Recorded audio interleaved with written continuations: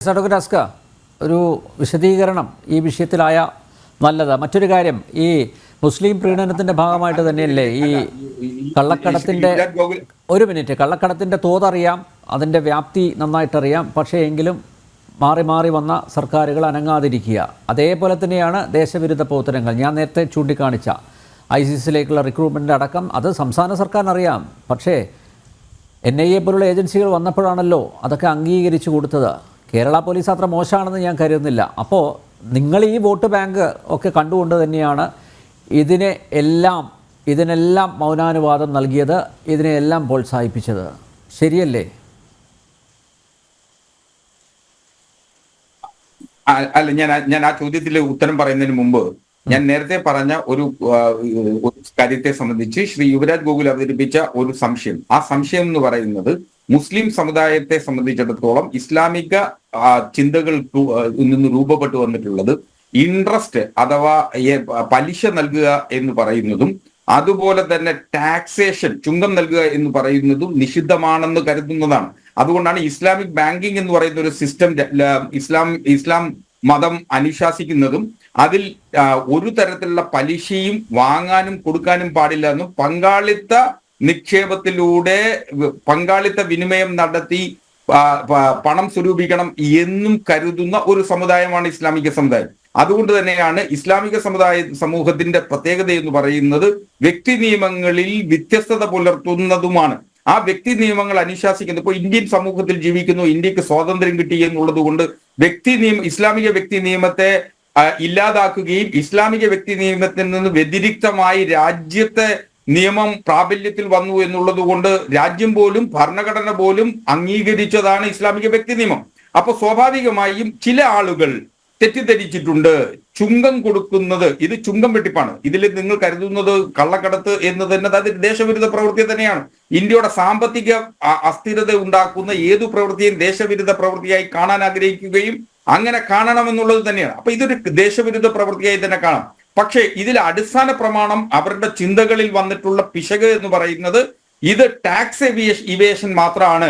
അങ്ങനെ tax evasion നടത്തുന്നത് ഇസ്ലാമിക വിരുദ്ധമല്ലാത്തത് കൊണ്ട് വിലയ്ക്ക് വാങ്ങിയ സ്വർണം അത് ഒളിച്ചു കടത്തി ഇവിടെ കൊണ്ടുവന്ന് കൂടുതൽ വിലയ്ക്ക് വിൽക്കുന്നത് വഴി ടാക്സ് ഇനത്തിൽ അടയ്ക്കപ്പെടേണ്ട തുക അടയ്ക്കാതിരിക്കുന്നത് വഴി അതൊരു നിഷിദ്ധമല്ല. അത് നിയമവിരുദ്ധമാണെങ്കിലും ഇസ്ലാമികപരമായി നിഷിദ്ധമല്ലെന്ന് തെറ്റിദ്ധരിക്കുന്നിടത്തത് കൊണ്ടാണ് സ്വാഭാവികമായി പലിശ ഇസ്ലാം വിരുദ്ധമെന്ന് കരുതുന്നത് പോലെ യുവരാജ് അന്വേഷിച്ചാൽ അറിയാൻ കഴിയും. യുവരാജിന് ഒരു കാര്യം അറിയാനുണ്ട്. ഒരു രണ്ട് കാര്യമാണ്. ഒന്നെന്ന് പറഞ്ഞു കഴിഞ്ഞാൽ നമ്മളൊരു ടൂത്ത് പേസ്റ്റ് വാങ്ങിച്ചാലും നമ്മളൊരു സോപ്പ് വാങ്ങിച്ചാലും നമ്മൾ അതിനൊക്കെ ഒരു ടാക്സ് കൊടുക്കുന്നുണ്ട് ഈ നാട്ടിലെന്നാണ് ഞാൻ വിശ്വസിക്കുന്നത്. അപ്പൊ ഇവരിത് കൊടുക്കുന്നുണ്ടാവില്ല? ഇവരിതൊക്കെ മോഷ്ടിച്ചോണ്ട് പോവുകയാണോ കടകളിൽ നിന്ന്? ഒന്ന്. രണ്ടാമത്തെ കാര്യം, സൗദി അറേബ്യയിൽ 15% വാറ്റ് ഉണ്ട് എന്നാണ് ഞാൻ കാണുന്നത്. വാല്യൂ ആഡഡ് ടാക്സ് 15% സൗദി അറേബ്യയിലുണ്ട്. ഇസ്ലാം എവിടെയാണോ പിറന്നത് അവിടെ 15% ടാക്സ് കൊടുക്കുന്നുണ്ട് ആൾക്കാർ ഇതിന് മേല്. അപ്പൊ ഇത് എനിക്ക് മനസ്സിലാകുന്നില്ല, ഇത് എന്ത് നിയമമാണ്? അതല്ല ഇതില് ഇസ്ലാമിക തിയോളജിയിൽ നിശ്ചയമായും പലിശയെ സംബന്ധിച്ചും ടാക്സിനെ സംബന്ധിച്ചുള്ള കാഴ്ചപ്പാട് മറ്റ് സാമൂഹികമായ പുരോഗമന ചിന്തകളുള്ള സമൂഹത്തിൽ വന്നിട്ടുള്ള മാറ്റത്തിനനുസരിച്ച് മാറ്റം വന്നിട്ടില്ല. പലിശ ഇപ്പൊ ഉദാഹരണത്തിന് പലിശയുടെ കാര്യം തന്നെ എടുക്കും. നിങ്ങൾ അന്വേഷിച്ചു നോക്കൂ, കേരളത്തിൽ പലിശ ഹറാമാണ്, അതെനിക്ക് ഞാൻ സമ്മതിക്കുന്നു. വിവിധ ബാങ്കുകളിൽ കോടിക്കണക്കിന് രൂപ നിക്ഷേപമുള്ള വാങ്ങുന്നില്ല, എനിക്കറിയാം. വാങ്ങാതിരിക്കുകയും അതുപോലെ എടുക്കുന്നില്ല, എനിക്കറിയാം. ഇല്ല, പലിശ വാങ്ങാതെയും പലിശ കൊടുക്കാതെയും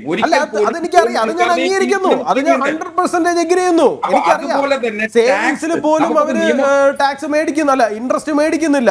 പലിശ ഹറാമാണെന്ന് നിയമവിരുദ്ധമല്ലാത്തത് കൊണ്ട് അത് നിയമവിരുദ്ധമല്ലാത്തത് കൊണ്ട് നിർബന്ധമായി നിങ്ങൾ ടാക്സ് വാങ്ങണമെന്ന് പറയാനും പറ്റില്ല. അപ്പൊ അത് പക്ഷേ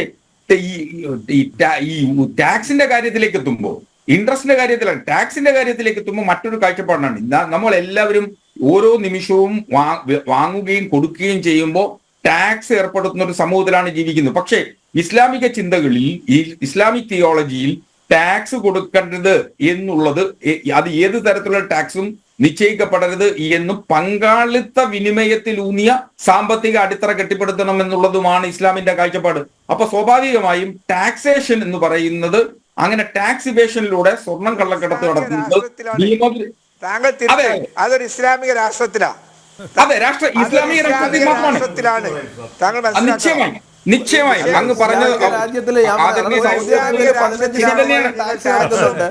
പിന്നെ മാത്രമല്ല ഹസ്കർ, താങ്കൾ ഇവിടെ ഇപ്പൊ പിണറായി വിജയൻ പറഞ്ഞതിനേക്കാളും ഗോവിന്ദൻ മാസ്റ്റർ പറഞ്ഞതിനേക്കാളും വലിയൊരു ഗുരുതരമായ കാര്യം താങ്കൾ പറഞ്ഞു. മറ്റ് പുരോഗമനപരമായ രാജ്യങ്ങൾക്കൊപ്പം എന്താണ് ഇസ്ലാമിക മനസ്സെത്തിയിട്ടില്ല. അതെന്താണ് താങ്കൾ അതിന് ഉദ്ദേശിച്ചത്? പുരോഗമിച്ചിട്ടില്ല എന്നാണോ പറഞ്ഞത്? നിങ്ങൾ ഇടതുപക്ഷക്കാർ ഉരുണ്ടുരുണ്ട് എങ്ങോട്ടാ പോകുന്നതെന്ന് എനിക്കറിയില്ല. അങ്ങനല്ല ഇപ്പൊ ടാക്സ് ഇവേഷൻ നടത്തുന്നത് പുരോഗമന ചിന്തയാണോ? മുസ്ലിങ്ങൾ ടാക്സ് കൊടുക്കുന്ന ഒരു വിഭാഗമില്ല. അല്ല, ഞാൻ ഹസ്കറെ, എന്റെ സാറേ എന്താ ഇത്? ലോകത്തേതാ അല്ല, ടാക്സ് ഇവേഷൻ പുരോഗമനപരമാണോ അല്ലയോ? അത് പുരോഗമനപരമാണെന്ന് കരുതുന്നവരല്ല ഞങ്ങളാരും. ടാക്സ് ഇവേഷൻ തെറ്റായ തീരുമാനമാണ്, തെറ്റായ നടപടിക്രമമാണ്, ചെയ്യാൻ പാടില്ല. അപ്പൊ അത്തരത്തിൽ കള്ളക്കടത്ത് നടത്തുന്നത് അതിൽ ഏതെങ്കിലും ഒരു ശ്രദ്ധ, ഇപ്പൊ നമുക്ക് നിങ്ങൾ നാഷണൽ ക്രൈം റെക്കോർഡ്സ് ബ്യൂറോയുടെ റെക്കോർഡുകൾ പരിശോധിച്ചു കഴിഞ്ഞാൽ കള്ളക്കടത്ത്, കസ്റ്റംസ് കുറ്റകൃത്യങ്ങളിൽ പെട്ടിട്ടുള്ളതിൽ മുസ്ലിം നാമധാരികളായിട്ടുള്ള ആളുകൾ ഭൂരിപക്ഷമാണ്. അതൊരു സംശയമില്ലാത്ത കാര്യമാണ്. ഇപ്പൊ അത് പറഞ്ഞ വസ്തുത എനിക്കൊരു പ്രശ്നമുണ്ട്. ഇപ്പോ കള്ളക്കടത്ത് പിടിക്കുന്നതിൽ മുസ്ലിം നാമധാരികൾ ഭൂരിപക്ഷമാണ് എന്ന് പറഞ്ഞാൽ അതിന്റെ അർത്ഥം എന്താ? നിങ്ങൾ മുസ്ലിങ്ങളെ കുറിച്ച് മാത്രം അല്ല, നിങ്ങൾ മുസ്ലിങ്ങളെ കുറിച്ച് മാത്രമല്ലേ ഇവിടെ പറയുന്നത്? അല്ലല്ല, ഞാനൊന്ന് പറഞ്ഞു തരുന്നോട്ടെ. മുസ്ലിം നാമധാരികൾ കൂടുതലാണ്, അതുകൊണ്ട് അവർക്കത് മതനിഷിദ്ധമല്ല, അതുകൊണ്ട് അവർക്ക് മതപരമായി അവരെ അതിനകത്ത് മാറ്റണം എന്നൊക്കെ പറഞ്ഞ് മുസ്ലിങ്ങളെ ഇങ്ങനെ സംശയത്തിൻ്റെ മുൾമുനയിൽ നിർത്തുന്ന നിങ്ങൾ എന്തുകൊണ്ട് ക്രിസ്ത്യാനികളെയും ഹിന്ദുക്കളെയും കുറിച്ച് നിങ്ങൾ ഇതുപോലെ പറയുന്നില്ല? അതിനകത്തുമൊക്കെ ഇതുപോലെ പ്രശ്നങ്ങളില്ലേ? ഇപ്പോൾ ക്രിസ്ത്യാനികളുടെ ഇടയിൽ പിന്നെ എന്താണ് കുർബാനയല്ല, കുംഭസാരം എന്ന് പറഞ്ഞൊരു സംവിധാനം ക്രിസ്ത്യാനികളുടെ ഇടയിലില്ലേ? എന്ത് കുറ്റം ചെയ്തു കഴിഞ്ഞാലും പോയി കുംഭസരിച്ചാൽ പോരെ? നിങ്ങളെന്താണ് അവരെ അത് പറഞ്ഞ് പിന്നെ വിമർശനത്തിൻ്റെ മുൾമുനയിൽ നിർത്താത്തത്? എന്ത് ക്രൂരമായിട്ടുള്ള കുറ്റം ചെയ്താലും പോയി കുംഭസരിച്ചാൽ അത് തീരും. ഒരു പള്ളിയിലച്ഛൻ്റെ മുമ്പിൽ പോയി കുംഭസരിച്ചാൽ അത് തീരുമെന്നല്ലേ പിന്നെ ക്രിസ്ത്യൻ സമുദായത്തിൽ പറയുന്നത്? അത് തെറ്റാണെന്ന് നിങ്ങളെന്താ പറയാത്തത്? അപ്പോൾ ഇവിടെ മുസ്ലിം ജനസാമാന്യത്തെ സംശയത്തിൻ്റെ മുൾമുനയിൽ നിർത്തി അവരെന്തോ തെറ്റുകാരാണെന്ന് വരുത്തി, സത്യത്തിൽ സംഘപരിവാരം കുറച്ചു കാലം, എൻ്റെ വാദഗതിയാണ്, അപ്പോൾ സംഘപരിവാരം കുറച്ചു നാളായി കൊണ്ടുപോയി നടക്കുന്ന വാദത്തിനപ്പുറത്തുള്ള വാദത്തേക്ക് നിങ്ങൾ പോവുകയാണ്. നിങ്ങൾ പറയുന്നുണ്ടല്ലോ പിന്നെ മലപ്പുറത്ത് ഇത്ര, നിങ്ങൾക്ക് കരിപ്പൂർ എയർപോർട്ടിൽ വരുന്ന സ്വർണം കള്ളക്കടത്തിൽ എത്ര ശതമാനം മലപ്പുറത്തേക്കാണ് ഉള്ളതെന്നുള്ള കണക്കെങ്കിലും നിങ്ങൾക്ക് ഇതുവരെ പുറത്ത് കൊണ്ടുവരാൻ കഴിഞ്ഞിട്ടുണ്ടോ? കരിപ്പൂർ എയർപോർട്ടിൽ വരുന്ന സ്വർണ്ണക്കള്ളക്കടത്തിൽ മലപ്പുറത്തേക്കുള്ളതുണ്ട്, കണ്ണൂരേക്കുള്ളതുണ്ട്, കാസർഗോഡേക്കുള്ളതുണ്ട്, വയനാടേക്കുള്ളതുണ്ട്, തൃശ്ശൂരിലേക്കുള്ളതുണ്ട്.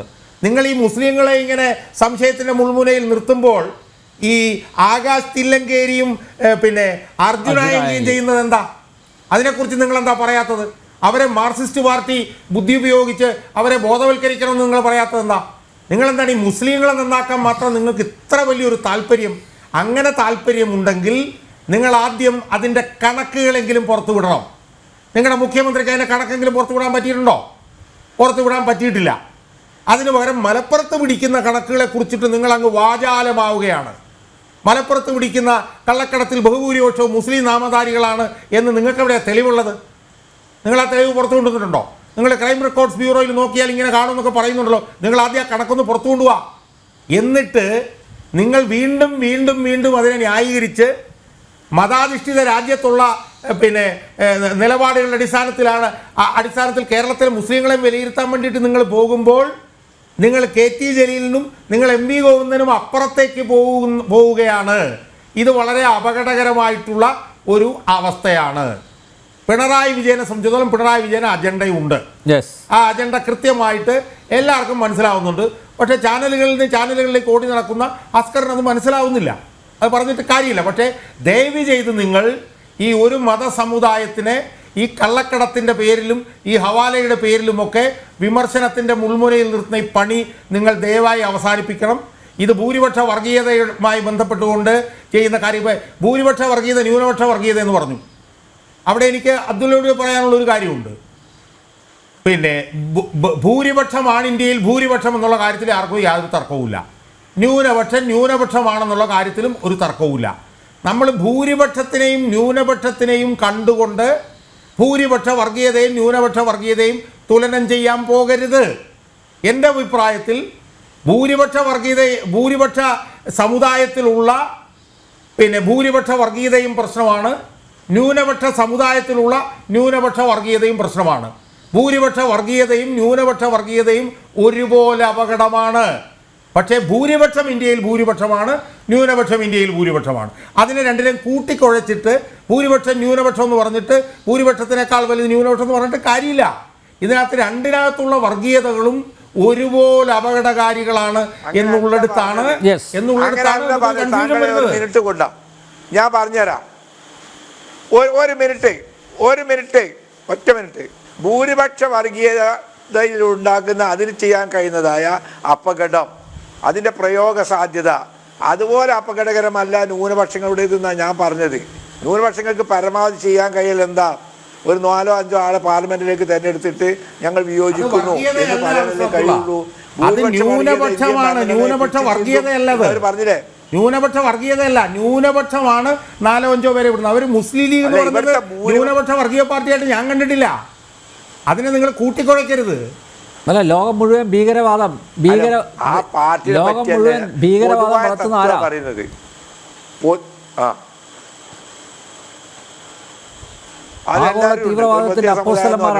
അവരുടെ രാജ്യങ്ങൾ ഇറാഖിൽ ചെന്നിട്ട് അമേരിക്ക, ഞാൻ പറയട്ടെ അതിന് മറുപടി പറയാൻ സമയം കൊണ്ടാ. ആ ഇറാഖിൽ ചെന്ന് എന്തിനാണ് അമേരിക്ക ബോംബിട്ടത്? ഇറാഖിയായ ആരെങ്കിലും ഒരിക്കൽ അമേരിക്കയിൽ പോയി ബോംബിട്ടിട്ടുണ്ടോ? സിറിയയിൽ പോയി എന്തിനാണ് അമേരിക്ക ബോംബിട്ടത്? അഫ്ഗാനിസ്ഥാനിൽ എന്തിനാണ് അമേരിക്ക എത്തിയത്? ഈ എല്ലാ മുസ്ലിം രാജ്യങ്ങളിലും ബോംബിട്ട് തകർത്ത് തരിപ്പണമാക്കുമ്പോൾ ഏതെങ്കിലും ഒരു അഫ്ഗാനി ആ ബോംബെ അല്ല ഈ എന്താ പറയാ ഈ ബ്രിട്ടനിൽ ആ ബ്രിഡ്ജിന്റെ മുകളിൽ ഒരുത്തനെ കണ്ട് ഓന് കുത്തു കൊടുക്കും. ആകെ ചെയ്യാൻ കാരണം ഇവന്റെ അമ്മയെയും അച്ഛനെയും മക്കളെയും ഭാര്യയും കുട്ടികളെയും ഒക്കെ കൊന്നവനായി ഇവൻ. അതുകൊണ്ട് ഒരു കുത്താട് കൊടുക്കും. അത് ആകെ ചെയ്യാൻ കഴിയാം. ഈ മുസ്ലിം രാജ്യങ്ങളെ മുഴുവനും ആക്രമിച്ച് കീഴടക്കി അതിനെ നാശമാക്കി നായി പറപ്പിച്ച് ഞങ്ങളുടെ നാട്ടിൽ പറയുന്നുണ്ട്. അതുപോലെ ആക്കിയതായ ഒട്ടേറെ സംഭവങ്ങൾ നമ്മളൊക്കെ ജീവിക്കുന്ന കാലത്ത് സിറിയ, ഇറാഖ്, ഇറാൻ, യമൻ എല്ലാ രാജ്യങ്ങളും. അപ്പൊ അതിന് എവിടെയെങ്കിലും ഒരു പൊട്ടിത്തെറി ഉണ്ടാവും. ആകെ ഭീകരവാദികളുടെ പൊട്ടിത്തെറി, ഭീകരവാദികളുടെ കടന്നാക്രമണം, വല്ലപ്പോഴും അതേ കഴിയുള്ളൂ. മുസ്ലിം രാജ്യങ്ങൾക്ക് പൊട്ടിത്തെറിക്കല്ല നിവൃത്തിയില്ല. അല്ല എന്നും താങ്കൾ പറയുന്നതനുസരിച്ച് ഒന്നും എന്താ പറയുന്നതെന്നല്ലേ, അങ്ങനെ ഒന്നും പ്രതികാരം ചെയ്യാനേ പാടില്ല. എനിക്ക് എൻ്റെ തലയിലേക്കാണ് അമേരിക്ക ബോംബിട്ടത്. എന്താ കണ്ടോ എന്ന് പണ്ട് വൈക്കം ബഷീറിൻ്റെ ഇതിനകത്തുണ്ട്. എനിക്കാണ് ഒരു കുറുക്കനെ എറിഞ്ഞു വൈക്കം ബഷീർ ഇങ്ങനെ ആ സാധനം നന്നാക്കി ചില്ലിട്ട് തുടച്ചുകൊണ്ടിരിക്കുക. എന്തൊരു അവാർഡ് തുടച്ചുകൊണ്ടിരിക്കുമ്പോൾ ഒരു കുറുക്കൻ അതിൽ പോകുമ്പോൾ മൂപ്പര അതുകൊണ്ട് ഒരൊറ്റ ഏറ് കൊടുത്ത്. അപ്പോൾ കുറുക്കൻ പറയാം എനിക്കാണ് അതിനോട് ഏറ് കിട്ടിയത്. അതുപോലെ മുസ്ലിങ്ങൾ വാഴ്ത്താൻ വേണ്ടി അമേരിക്ക ഞങ്ങളുടെ നാട്ടിലാണ് പോകുമ്പോൾ അല്ല ഞങ്ങളുടെ നാട്ടില എന്ന് പറയണം. ഞങ്ങൾ പറയുന്നത് എപ്പോഴെങ്കിലും എവിടെയെങ്കിലും ഒന്ന് ആ അമേരിക്കൻ യാങ്കിൻ്റെ മുഖത്തേക്ക് ഒന്ന് ആഞ്ഞു വീശാൻ ഒരു അവസരം കിട്ടി, അത് ഉപയോഗപ്പെടുത്തിയിട്ടുണ്ടെങ്കിൽ അത് കൈയടിച്ച് പ്രോത്സാഹിപ്പിക്കുന്നതിന് പകരം ഭീകരവാദികൾ എവിടെ നിന്ന് ഞങ്ങൾ വാക്കൊക്കെ പഠിച്ച് ശരി. യെസ്